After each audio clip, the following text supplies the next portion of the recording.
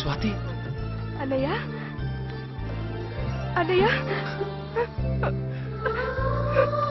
ఏడవద్దమ్మా. చూడు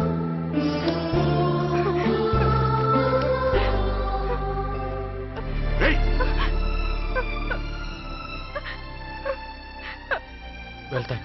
అన్నయ్య వెళ్ళొద్దన్నయ్య.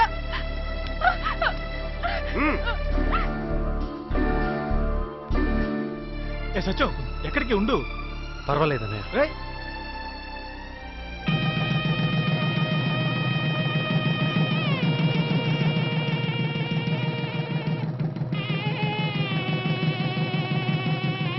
జాగ్రత్తమ్మా. వెళ్ళేస్తానమ్మా. అలాగేనమ్మా. వస్తాను నాన్న.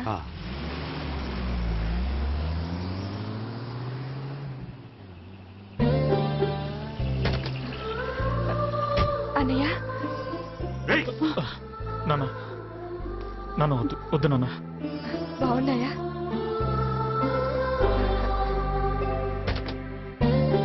ఆయన ఇంట్రడ్యూస్ చేస్తాను, రండి.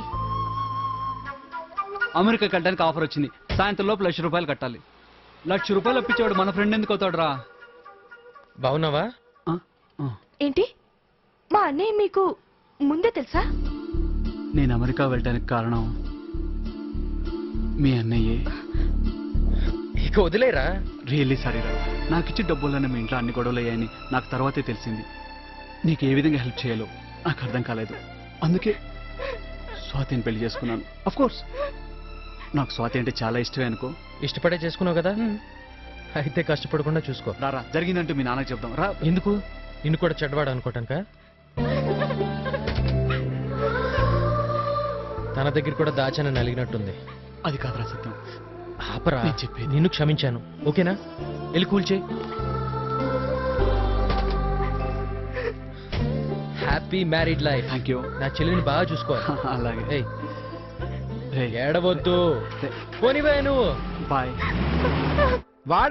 వాడి వల్లే కదరా నీకు మీ బాబు గొడవ.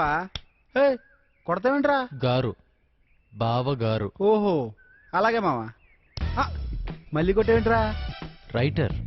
రైటర్ సత్యం గారు. అబ్బా, చిన్నప్పటి నుంచి పాటల రచయిత సత్యం అని తెర మీద చూడాలనుకున్న కళ నిజం అవబోతుంది.